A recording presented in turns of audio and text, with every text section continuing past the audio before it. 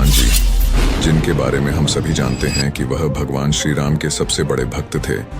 उन्होंने अपना पूरा जीवन श्री राम की सेवा में बिता दिया।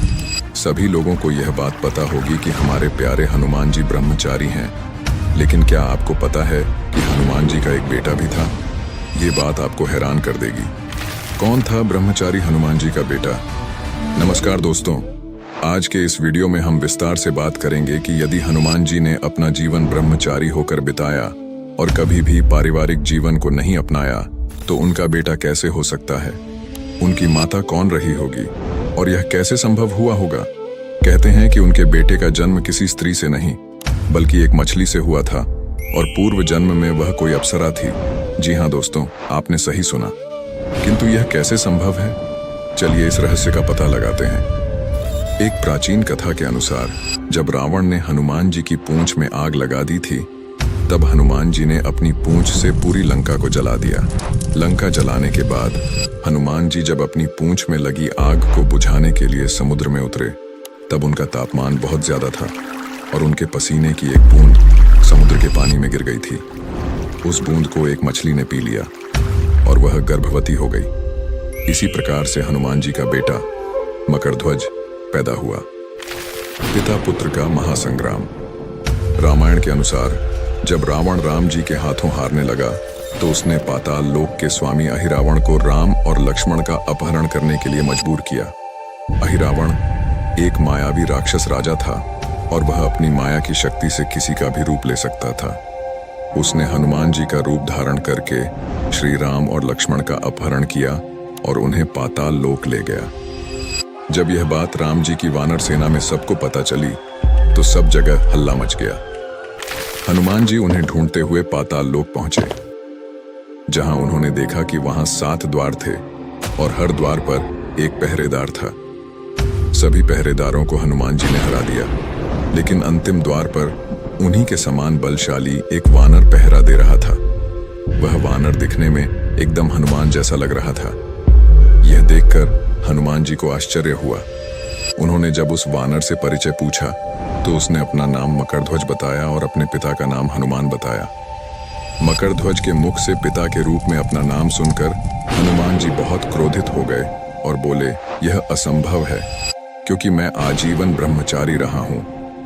हनुमान का परिचय पाते ही मकरध्वज उनके चरणों में गिर गया और उन्हें प्रणाम कर अपनी उत्पत्ति की कथा सुनाई।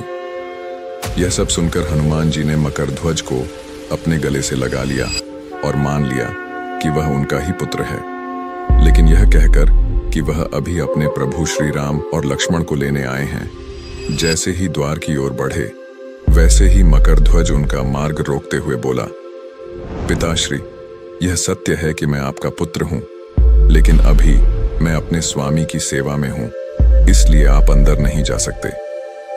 इससे हनुमान जी प्रसन्न भी हुए थे।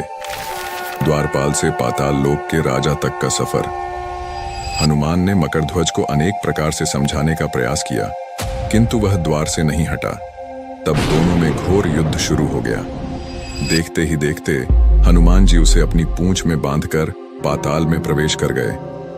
हनुमान सीधे देवी मंदिर में पहुंचे, जहां अहिरावण राम लक्ष्मण की बलि देने वाला था।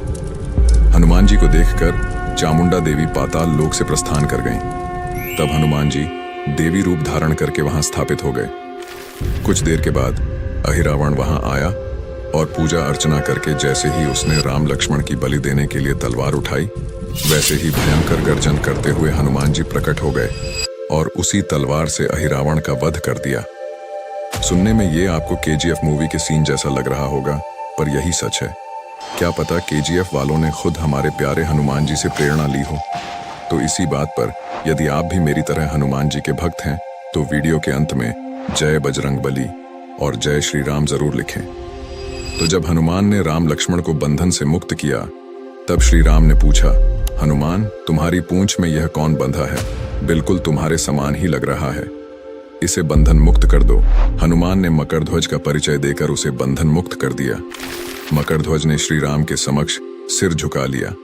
तब श्री राम ने मकरध्वज का राज्याभिषेक कर उसे पाताल का राजा घोषित कर दिया और कहा कि भविष्य में वह अपने पिता के समान दूसरों की सेवा करे।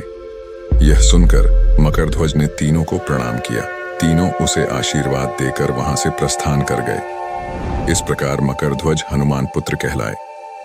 दुनिया का एकमात्र मंदिर जहां हनुमान जी विराजे हैं अपने पुत्र के साथ। भारत के पश्चिमी भाग में स्थित तीर्थ स्थान बेट द्वारका एक धर्म भूमि है। यहाँ पर भगवान द्वारकाधीश का मंदिर होने के अलावा पौराणिक और दुनिया का एकमात्र ऐसा हनुमान मंदिर है जहाँ हनुमान जी अपने पुत्र मकरध्वज के साथ विराजमान हैं। इस मंदिर को डांडी हनुमान मंदिर के नाम से भी जाना जाता है। कहते हैं यहाँ पहली बार हनुमान जी मकरध्वज से मिले थे। इस हनुमान मंदिर में समुद्र पार कर नाव के माध्यम से बेट द्वारका पहुंचा जा सकता है। यहाँ रोज ही हजारों भक्त दर्शन के लिए पहुंचते हैं। यहाँ हमेशा रामधुन की आवाज सुनाई देती रहती है।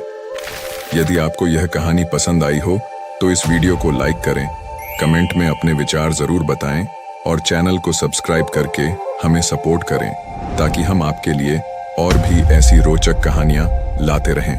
जय श्री राम।